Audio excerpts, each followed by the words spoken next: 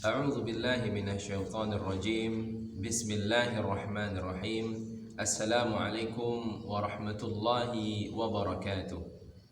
Alhamdulillahi wa kafa wassalatu ala nabiyina al-mujtaba Muhammad sallallahu alaihi wasallam wa ala alihi wa ashabihi as-sidq wal wafa. Anak-anak ustaz yang dirahmati oleh Allah Subhanahu wa taala, kembali kita dipertemukan oleh Allah Subhanahu wa taala di pertemuan yang kedua dalam pesantren kilat. Kali ini tema yang akan kita angkat adalah berkenaan tentang tafsir surat Ad-Duha dan ibrah yang bisa kita ambil dalam keseharian kita. Anak-anak ustaz yang dirahmati oleh Allah Subhanahu wa taala, Ustaz akan membacakan surat Ad-Duha serta akan menterjemahkan surat Ad-Duha. A'udzu billahi minasyaitonir rajim. Bismillahirrahmanirrahim.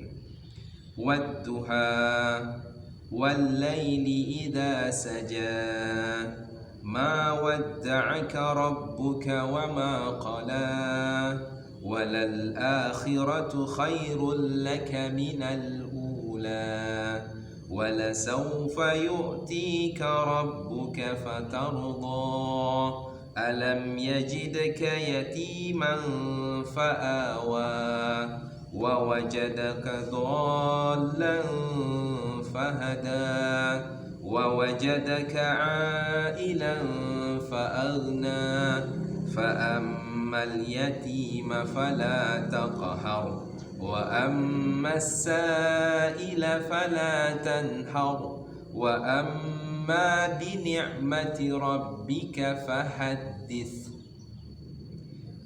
Ustaz akan menterjemahkan, kita akan membahas satu persatu di dalam surat Ad-Duha.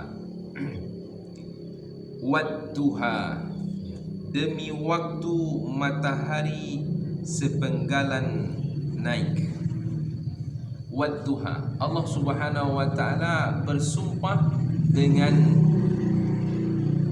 matahari. Wad-duha wal-laili idza saja, dan demi malam apabila telah sunyi.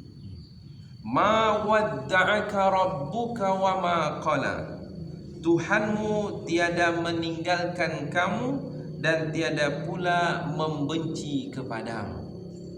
Asbabun nuzul surat Ad-Duha adalah Rasulullah sallallahu alaihi wasallam diuji oleh Allah Subhanahu wa taala dengan sakit. Ada yang menyebutkan beliau sakit 1 hari, ada yang menyebutkan beliau sakit 2 hari. Kemudian dengan sakit tadi beliau tidak bisa untuk solat malam, tidak bisa untuk bermunajat kepada Allah Subhanahu wa taala karena dalam kondisi sakit. Lalu datang Ummu Jamil. Ummu Jamil ini adalah istri dari Abu Lahab. Ya, jadi Abu Lahab itu adalah paman kontan dari Nabi Muhammad sallallahu alaihi wasallam. Ya, berarti Ummu Jamil itu adalah bibi beliau. Ya. Datang kepada Rasulullah sallallahu alaihi wasallam kemudian mengatakan, "Hai Muhammad, sesungguhnya engkau telah ditinggalkan oleh Tuhanmu. Sesungguhnya engkau telah ditinggalkan oleh Rabbmu, karena itu engkau diberikan sakit." Kemudian Allah turunkan surat Ad-Duha ini untuk membantah apa yang disampaikan oleh Ummu Jamil. Kata Allah Subhanahu wa taala, Tuhanmu tiada meninggalkan kamu dan tiada pula membenci kamu. Dalam hidup ini penuh dengan ujian. Ujian itu bukan berarti Allah benci kepada seseorang. Ujian itu diberikan kepada seorang hamba karena Allah cinta kepada seorang hamba. Maka kita senantiasa akan diuji oleh Allah Subhanahu wa taala. Dan ujian itu banyak. Ada ujian yang berupa rasa sakit yang Allah berikan. Ada ujian yang Allah berikan berupa orang yang kita cintai meninggal. Ada ujian yang Allah berikan berupa kekurangan harta. Ada ujian berupa sesuatu yang tidak kita sukai datang kepada kita. Maka seluruhnya itu adalah ujian yang Allah berikan kepada kita. Tujuan ujian adalah untuk meningkatkan keimanan kita kepada Allah Subhanahu wa taala, untuk menambahkan rasa takwa kita kepada Allah Subhanahu wa taala. Untuk itu dalam kehidupan ini ujian itu pasti. Maka Allah katakan walanabluwannakum bisyai'im minal khaufi wal ju'i wa naqsim minal amwali wal anfusi wath thamarat wa basyiris sabirin. Kata Allah Subhanahu wa taala walanabluwannakum bisyai'im minal khauf. Sungguh kami akan menguji kalian dengan sesuatu, yaitu rasa takut. Minal khaufi wal ju' dan rasa lapar. Wa naqsim minal amwal, kekurangan harta. Wa naqsim minal amwali wal anfusi wath thamarat. Ya, kekurangan harta, kemudian orang yang kita cintai meninggal, kemudian hasil panen kita kurang. Wa basyiris sabirin, berikan kabar gembira kepada orang-orang yang sabar kepada Allah Subhanahu wa taala. Jadi ujian itu kuncinya adalah kesabaran.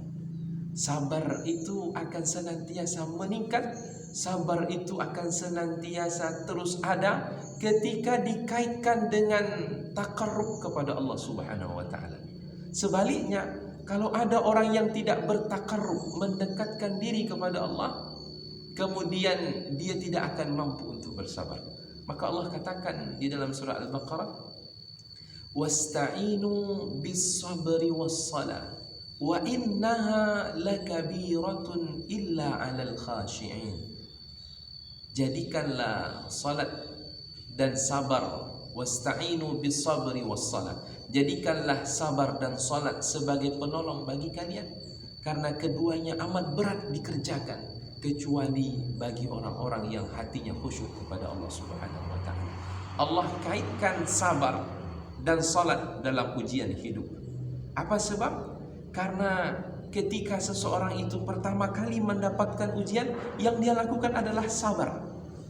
Maka kesabaran seseorang itu akan senantiasa ada. Kesabaran itu tidak bertepi. Kesabaran itu tidak akan habis di saat dia salat, di saat dia mendekatkan diri kepada Allah Subhanahu wa taala. Dan sebaliknya, kalau seseorang tadi ketika pertama kali tertimpa ujian kemudian dia sabar tapi tidak bertakarrub kepada Allah, maka kesabarannya tadi akan bertepi, kesabarannya tadi akan ada batasnya karena dia tidak bertakarrub dan mendekatkan diri kepada Allah Subhanahu wa taala. Rasulullah sallallahu alaihi wasallam adalah Nabi Allah Subhanahu wa taala, adalah utusan Allah Subhanahu wa taala yang juga diuji oleh Allah Subhanahu wa taala. Bahkan ujian yang diterima oleh para nabi itu lebih berat daripada ujian yang kita terima. Maka Allah katakan, "Ma wadda'aka rabbuka wa ma qala." Tuhanmu tiada meninggalkan kamu dan tiada pula benci kepadamu. Jadi ketika kita tertimpa ujian itu harus husnuzan, berprasangka baik kepada Allah Subhanahu wa taala. Jangan kita memiliki prasangka buruk ketika kita diuji. Allah ini tidak sayang sama saya. Allah ini benci sama saya. Saya sudah salat, saya sudah mengaji. Kenapa saya mendapatkan ujian berat ini? Itu namanya prasangka buruk kepada Allah Subhanahu wa taala. Maka di balik ujian ada hikmah yang terkandung. Di balik sebuah ujian ada pelajaran dan ibrah yang bisa kita ambil. Kemudian kita lanjutkan. Wal akhiratu khairul laka minal ula. Dan sesungguhnya hari akhir itu lebih baik bagimu daripada permulaan. Wal akhiratu khairul laka minal ula. Akhirat itu lebih baik. Kenapa akhirat itu lebih baik? Karena sesungguhnya balasan yang terbaik bagi orang-orang yang bersabar terhadap ujian itu adalah di akhirat. Di dalam sebuah hadis yang amat panjang disebutkan di dalam kitab Riyadhus Shalihin, yang dikutip oleh Imam An-Nawawi. Ketika itu Allah Subhanahu wa taala di akhirat, ketika itu Allah Subhanahu wa taala memanggil hambanya. Yang hamba yang dipanggil ini adalah hamba yang hidupnya di dunia senantiasa enak, yang hidupnya di dunia ini senantiasa dipenuhi gelimang harta, dipenuhi dengan kegembiraan, dan tidak pernah dia hidup sengsara, tidak pernah diuji oleh Allah Subhanahu wa taala. Kemudian Allah bertanya kepadanya, "Wahai hambaku, pernahkah engkau hidup di dunia dalam keadaan sengsara, dalam keadaan susah, dalam keadaan serba kekurangan?" Kemudian hamba tadi katakan kepada Allah, "Wallahi, demi Allah, aku tidak pernah hidup susah dan hidup sengsara di dunia, ya Allah." Kemudian Allah Subhanahu wa taala celupkan dia ke dalam neraka sesaat saja. Kemudian Allah angkat lagi dan Allah bertanya lagi, "Wahai hambaku, pernahkah engkau hidup bahagia di dunia?" Kemudian hamba tadi menjawab, "Wallahi, demi Allah, aku tidak pernah merasakan kebahagiaan hidup di dunia walaupun sesaat." Padahal dia tadi adalah orang yang paling hidupnya bahagia. Kemudian Allah celupkan dia sesaat saja ke dalam neraka, maka hilang memori kebahagiaan dia di dunia karena dicelupkan sesaat di dalam neraka. Dan orang yang kedua Allah panggil, Allah bertanya kepada hamba ini, "Wahai hambaku, pernahkah engkau hidup bahagia di dunia?" Kemudian hamba tadi menjawab, "Ya Allah, hidupku penuh dengan ujian, hidupku penuh dengan susah, hidupku penuh dengan cobaan, dan tidak satu pun kebahagiaan yang aku rasakan di dunia." Kemudian Allah Subhanahu wa taala celupkan dia ke dalam surga Allah Subhanahu wa taala sesaat saja. Kemudian Allah angkat lagi. Kemudian Allah bertanya, "Wahai hambaku, pernahkah engkau hidup susah di dunia?" Kemudian hamba tadi menjawab, "Wallahi, demi Allah, aku tidak pernah merasakan kesusahan ketika hidup di dunia setelah engkau celupkan aku sesaat ke dalam surga." Maka wal akhiratu khairul laka minal ula. Akhirat itu adalah sesuatu yang lebih baik daripada kalian. Dan segala sesuatu yang kita kerjakan di dunia ini akan dibalaskan oleh Allah Subhanahu wa taala di akhirat. Dan kehidupan yang abadi adalah kehidupan akhirat. Dunia ini akan kita tinggalkan. Dunia ini akan sirna, dunia ini akan pergi, dunia ini akan hancur. Yang abadi adalah yang ada di akhirat. Maka kesabaran tadilah yang membuat kita untuk senantiasa mengingat akhirat kita.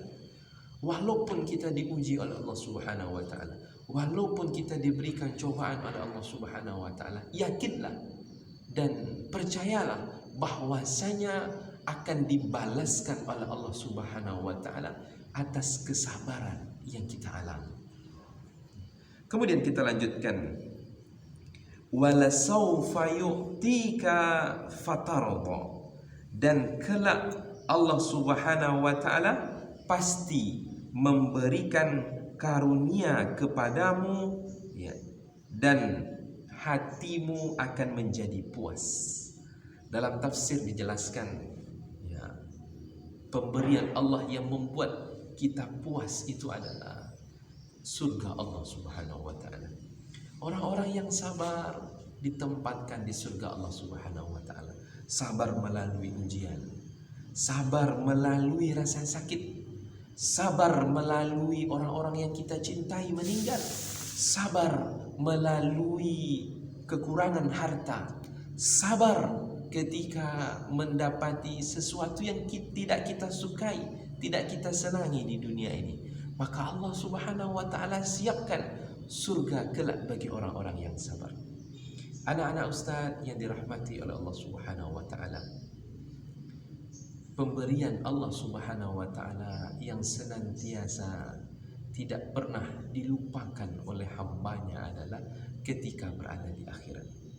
Di saat itu ya, hamba yang Allah berikan karunia berupa surga menikmati surganya. Kemudian ya, Allah bertanya kepada hamba yang sudah masuk ke dalam surga. Allah bertanya kepadanya, wahai hambaku, ya, maukah aku tunjukkan yang lebih nikmat daripada yang engkau rasakan hari ini, yaitu ya, kenikmatan surga. Kemudian hamba tadi menjawab, ya Allah, adakah yang lebih nikmat dari nikmatnya surga ini? Kemudian Allah Subhanahu wa taala katakan, ada, yaitu Allah membuka tabirnya sehingga tampaklah wajah Allah Subhanahu wa taala. Di saat itulah ya, hamba yang menjadi penghuni surga Allah Subhanahu wa taala merasakan kebahagiaan yang tiada tara, kebahagiaan yang luar biasa, sehingga hati mereka ridha terhadap apa yang telah diberikan oleh Allah Subhanahu wa taala. Ini hanya untuk orang-orang yang bersabar di dalam menghadapi ujian Allah Subhanahu wa taala. Anak-anak Ustaz yang dirahmati oleh Allah Subhanahu wa taala, justru kita bertanya-tanya, jika dalam hidup ini tidak dipenuhi dengan ujian, jika hidup ini tidak dipenuhi dengan cobaan, maka kita akan bertanya-tanya, apakah Allah ini cinta kepada kita atau tidak? Karena Allah kalau cinta kepada seorang hamba, maka Allah akan mengujinya, maka Allah akan memberikan cobaan kepadanya untuk menaikkan level keimanannya kepada Allah Subhanahu wa taala. Dan sebaliknya, ketika ada seseorang itu diberikan nikmat yang begitu banyak, tetapi dia tidak pernah diuji oleh Allah Subhanahu wa taala, seharusnya dia bertanya-tanya dalam dirinya, apakah Allah sayang kepadaku? Apakah Allah cinta kepadaku? Atau aku banyak berbuat maksiat kepada Allah Subhanahu wa taala sehingga Allah tidak mengujiku? Maka kenikmatan yang Allah berikan kepada seorang hamba, yang mana nikmat tadi tidak membuat hamba tadi dekat kepada Allah, justru jauh dari Allah Subhanahu wa taala, maka sesungguhnya itu adalah istidraj. Istidraj adalah kenikmatan yang Allah berikan kepada seorang hamba yang tujuannya adalah untuk menjauhkan hamba tadi dari Allah Subhanahu wa taala. Jadi rezeki yang banyak belum tentu baik. Tubuh yang senantiasa sehat belum tentu baik. Orang-orang yang kita cintai senantiasa ada di sekitar kita belum tentu baik. Hidup ini selalu senang dan bahagia belum tentu baik. Karena orang yang dicintai oleh Allah Subhanahu wa taala adalah pasti akan diuji oleh Allah Subhanahu wa taala. Anak-anak Ustaz yang dirahmati oleh Allah Subhanahu wa taala, wala sawfa yu'tika rabbuka fatarda, dan kelak Tuhanmu, Allah menggunakan kata saufa. Saufa ini adalah yang akan datang. Dunia bukan tempat kita. Dunia bukan kampung kita. Kampung sebenarnya adalah akhirat. Maka Rasulullah sallallahu alaihi wasallam pernah berkata di dalam hadisnya, i'mal lidunyaka ka'annaka ta'ishu abadan wa'mal li akhiratika ka'annaka tamutu ghadan. Kata Rasulullah sallallahu alaihi wasallam, beramallah untuk akhiratmu seolah-olah engkau akan hidup selamanya, dan beramallah untuk akhiratmu seolah-olah esok hari engkau akan diwafatkan oleh Allah Subhanahu wa taala. Jadi jangan merasa bahwasanya kehidupan dunia ini abadi. Jangan merasa kehidupan dunia ini selamanya, bahwasanya kita ini akan meninggalkan dunia.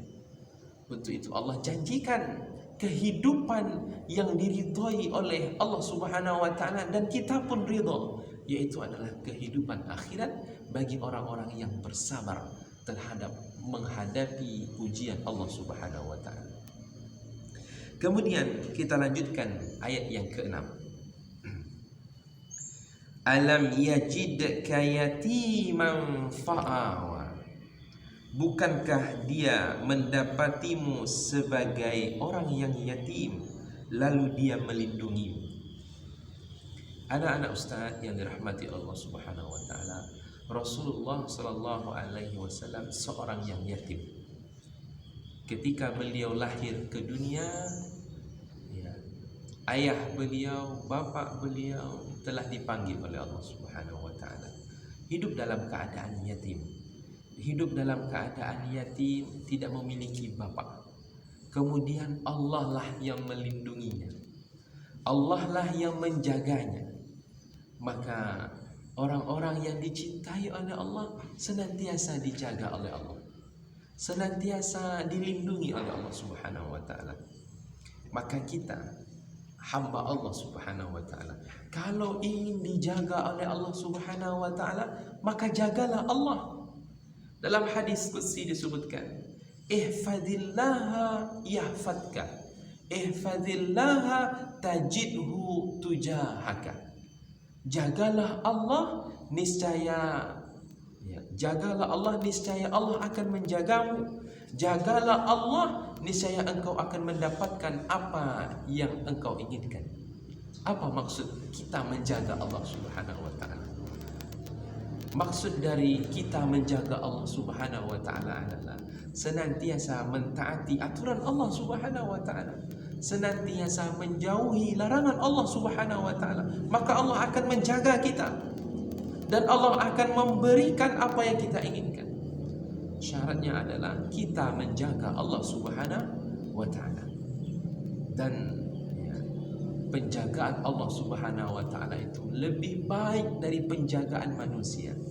Di ayat yang 6 ini Allah Subhanahu wa taala mengatakan, bukankah dia mendapatimu sebagai seorang yatim? Ketika lahir di dunia, Nabi Muhammad sallallahu alaihi wasallam telah diuji, keluarganya telah diuji. Ketika meninggal, ya, kemudian hak asuh diambil oleh kakeknya yang bernama Abdul Muttalib. Abdul Muttalib lah yang mengasuh Nabi Muhammad sallallahu alaihi wasallam dengan penuh kecintaan, dengan penuh kebanggaan karena cucunya telah lahir. Dan ternyata penjagaan asuhan dari kakeknya tidak bertahan lama. Allah Subhanahu wa taala memanggil kakek yang dia cintai. Kakek Nabi Muhammad sallallahu alaihi wasallam mengasuhnya selama 2 tahun. Setelah itu hak asuh diambil oleh pamannya yang bernama Abu Talib.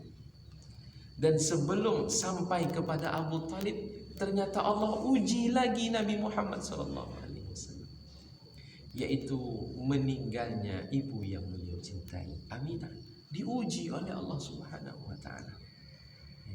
Kemudian hak asuh kembali kepada Abu Talib.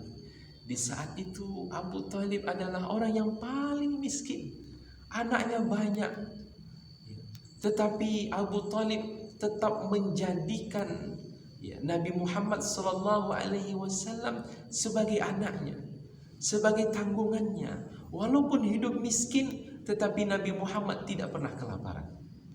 Nabi Muhammad senantiasa diberikan pakaian. Nabi Muhammad senantiasa diberikan kasih sayang oleh Abu Talib. Apa sebab?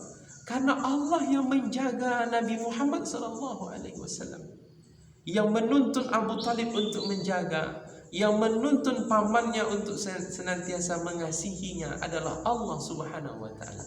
Ini adalah keyakinan kita kepada Allah.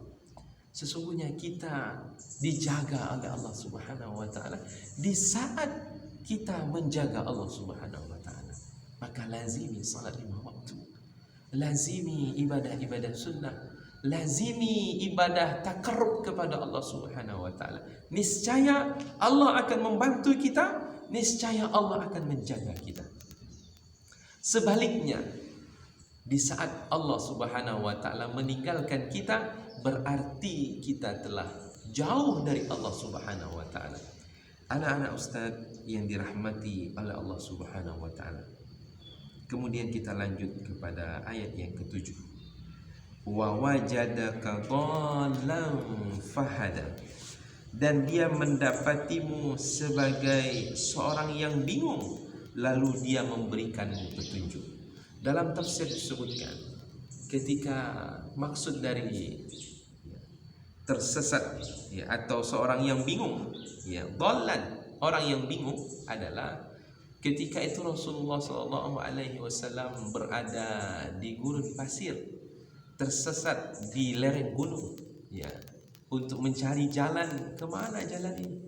Kemudian Allah tunjuki Rasulullah SAW jalan yang benar, jalan yang dia tuju sebenarnya. Dan dalam hidup kita ini, orang yang tersesat itu adalah orang yang tidak mendapatkan petunjuk dari Allah.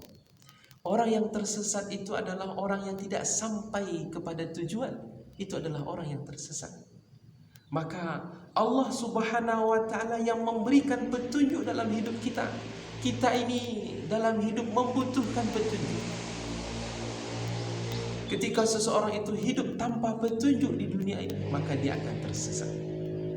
Tersesat dengan tidak mengenal Allah Subhanahu wa ta'ala. Orang-orang yang tersesat adalah orang-orang yang hidupnya sengsara. Orang-orang yang tersesat adalah orang-orang yang gampang mengerjakan perbuatan dosa. Orang-orang yang tersesat adalah orang-orang yang jauh dari Allah Subhanahu wa ta'ala. Maka hidupnya di akhirat akan binasa. Maka hidupnya di akhirat akan sengsara, karena dia tersesat di dunia. Maka yang kita minta kepada Allah adalah petunjuk. Ihdinas siratal mustaqim. Tunjukilah kami jalan yang lurus. Siratal ladzina an'amta alaihim. Jalannya orang-orang yang engkau beri nikmat. Ghairil maghdubi alaihim waladdallin. Bukan jalan orang-orang yang engkau murkai, dan bukan jalan orang-orang yang engkau sesatkan, ya Allah.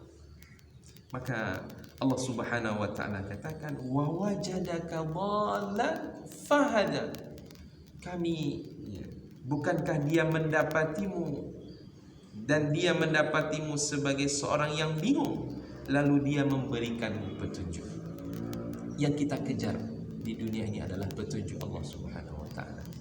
Yang kita cari adalah petunjuk Allah Subhanahu wa ta'ala. Banyak orang yang dalam hidupnya kebingungan. Banyak orang yang dalam hidupnya tidak merasa bahagia. Banyak orang yang hidup dalam keadaan kehinaan. Dikiranya kebahagiaan itu dalam harta. Ketika dia mencari harta, justru semakin haus dan membuat jiwanya semakin kering. Semakin dicari harta, semakin banyak harta, semakin kurang. Ketika diberikan harta, minta tambah lagi. Kemudian tidak juga merasakan kebahagiaan. Dikiranya kebahagiaan itu ada di dalam jabatan. Kemudian dia mencari jabatan setinggi-tingginya, mendapatkan jabatan setinggi-tingginya. Semakin tinggi jabatannya, semakin jiwa tidak tenang. Kemudian dikiranya kebahagiaan itu dengan memakan makanan yang enak. Semakin memakan makanan yang enak, semakin mencari makanan yang enak, semakin timbul banyak penyakit. Lalu di mana letak kebahagiaan itu? Kebahagiaan itu letaknya ketika seseorang mendapati petunjuk dari Allah Subhanahu wa ta'ala.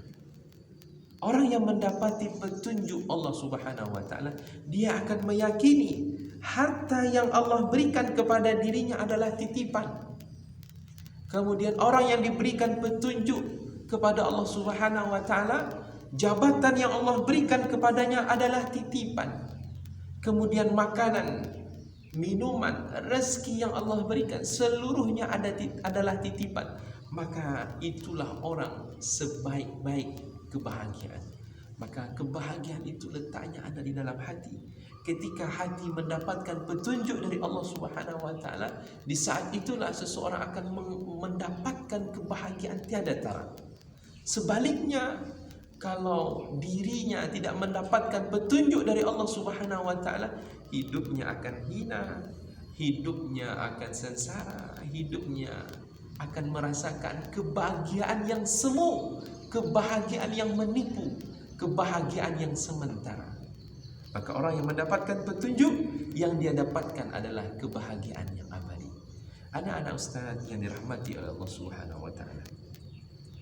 Kemudian kita lanjutkan ayat yang ke-8.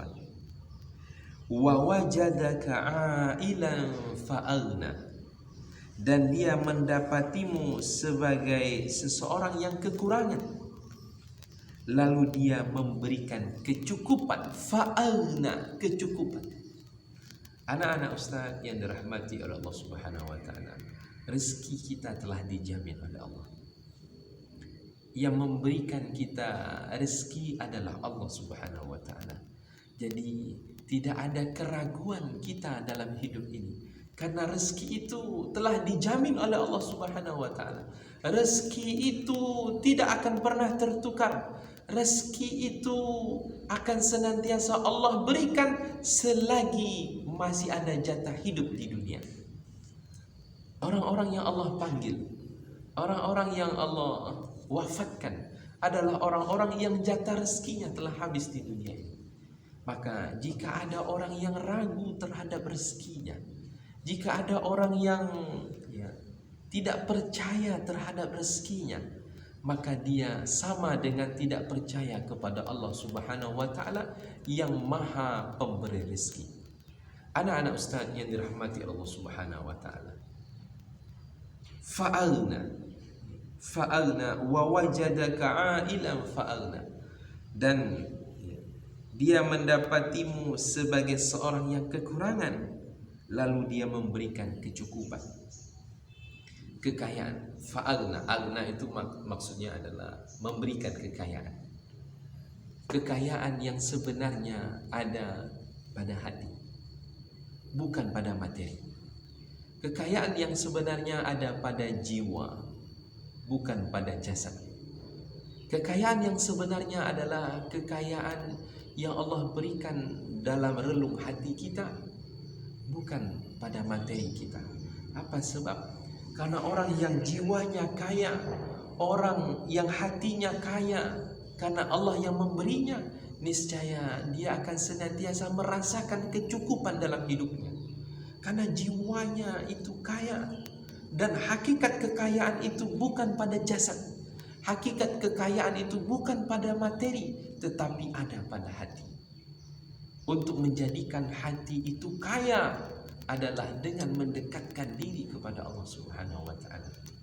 Maka hati kita akan kaya, hati kita akan merasa puas terhadap apa yang telah Allah berikan, walaupun dalam jumlah yang sedikit. Maka sahabat Ali bin Abi Thalib pernah mengatakan, salah satu bentuk ciri dari orang yang bertakwa adalah al-qana'atu bil qalil, senantiasa ridha, qanaah terhadap apa yang Allah berikan kepadanya walaupun dalam jumlah yang sedikit. Kalau kita lihat banyak orang yang kita lihat itu hidupnya pas-pasan, tapi dia bahagia.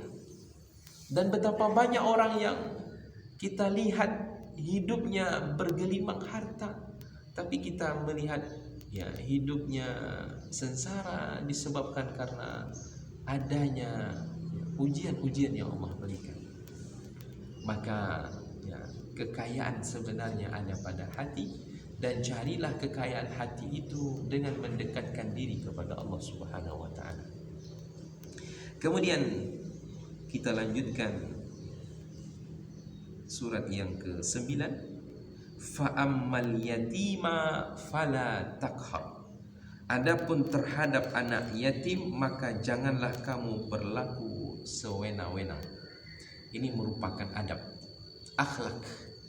akhlak kepada anak yatim, yaitu anak yatim harus disayangi, anak yatim itu harus dibantu, anak yatim itu harus dibimbing. Maka Allah Subhanahu wa taala lah yang membimbing Nabi Muhammad sallallahu alaihi wasallam, karena beliau dalam keadaan yatim. Dengan cara Allah gerakkan hati dari kakeknya untuk mengasuhnya, dan Allah gerakkan hati pamannya untuk mengasuhnya, membimbingnya. Itu adalah Allah Subhanahu wa taala yang mengerjakan seluruhnya. Untuk itu adab dalam keseharian ini penting sekali. Akhlak dalam keseharian ini penting sekali. Allah mencerminkan dalam lingkup kecil, yaitu berbuat baik kepada anak yatim. Pada hakikatnya yang kecil itu saja diperhatikan oleh Allah Subhanahu wa taala, apalagi akhlak-akhlak yang besar. Akhlak kepada Allah Subhanahu wa taala harus dijaga, yaitu menjalankan perintahnya dan menjauhi larangannya. Akhlak kepada Rasulullah sallallahu alaihi wasallam harus dijaga, yaitu senantiasa mengikuti sunnah-sunnah Rasulullah sallallahu alaihi wasallam. Akhlak kepada Al-Quran harus dijaga, yaitu dengan menghafal, dengan membacanya, dengan menghafalnya, dan dengan mengamalkannya. Akhlak kepada orang tua harus dijaga dengan berbakti kepada orang tua. Akhlak kepada guru harus dijaga dengan cara taat dan patuh kepada guru. Maka seluruhnya itu harus dijaga, karena itu bagian dari ajaran agama kita, dinul Islam. Anak-anak Ustaz yang dirahmati oleh Allah Subhanahu wa taala, kemudian Ustaz lanjutkan, wa ammas sa'ila fala tanhar, ayat yang ke-10. Dan yang artinya adalah, dan terhadap orang-orang yang meminta-minta maka janganlah menghardiknya. Meminta-minta. Orang yang kaya itu harta yang dia miliki bukan seluruhnya miliknya, karena ada hak orang lain padanya. Orang yang diberikan bergelimang harta oleh Allah Subhanahu wa taala, tidak seluruhnya itu miliknya, karena ada milik orang lain di dalam harta tadi. Maka tugas kita adalah memberikan infak. Dan di saat itu ketika ada orang yang meminta, orang yang tidak berkecukupan, orang yang tidak memiliki harta, orang yang hidupnya tidak cukup, itu ada dua. Ada orang yang dia tidak cukup hidupnya, tapi dia berusaha untuk menahannya dan tidak meminta-minta.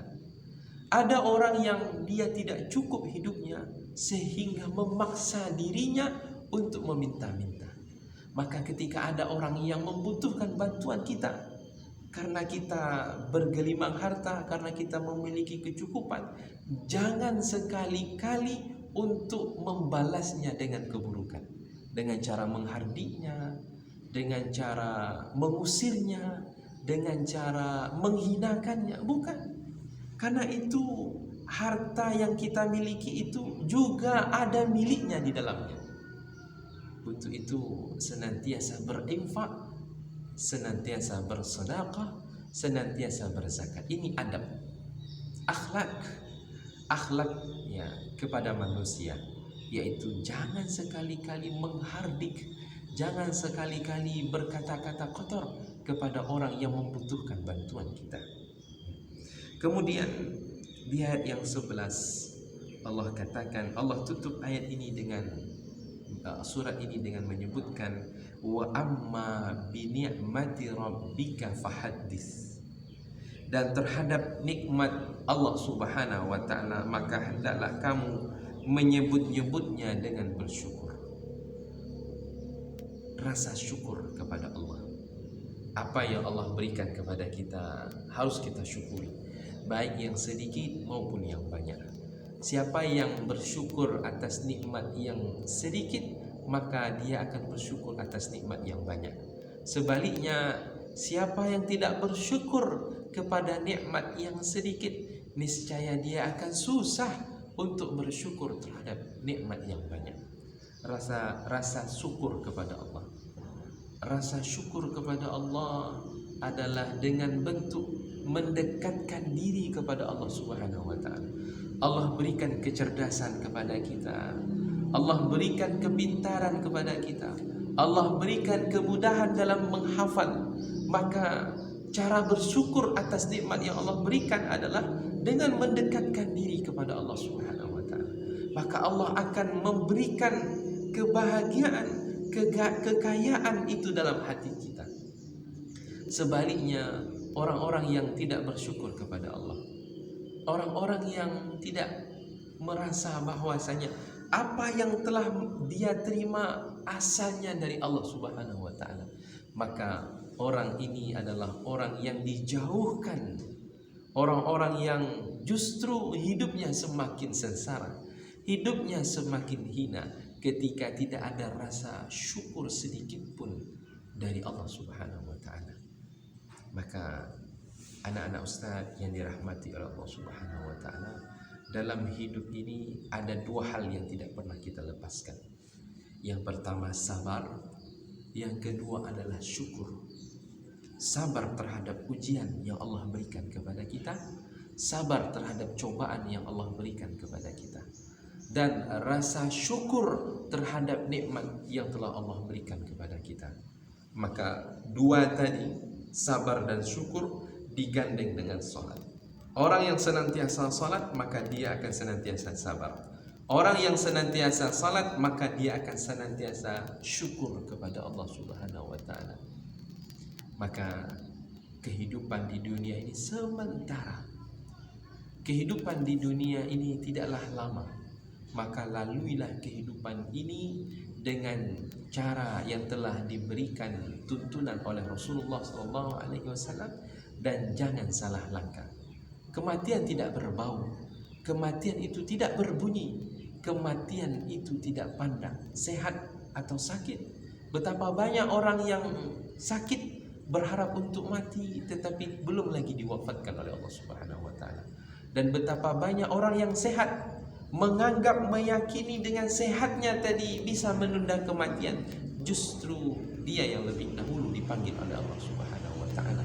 Maka untuk itu jadikanlah pelajaran, jadikanlah surat Ad-Duha ini sebagai tuntunan dalam kehidupan, yaitu sabar dan syukur atas cobaan dan nikmat yang Allah berikan, ya, serta salat bentuk takarrub kita kepada Allah Subhanahu wa taala, dan senantiasa menjaga adab kita, adab kepada Allah, adab kepada manusia. Hablum minallah, hablum minan nas. Di saat itulah kita akan mendapatkan puncak kebahagiaan, yaitu surga Allah Subhanahu wa taala. Mungkin hanya ini dapat saya sampaikan. Mudah-mudahan yang sedikit ini bisa memberikan pelajaran yang berarti dalam hidup kita. Semoga Allah Subhanahu wa taala senantiasa melindungi kita dan memberikan taufik dan inayahnya kepada kita. Assalamualaikum warahmatullahi wabarakatuh.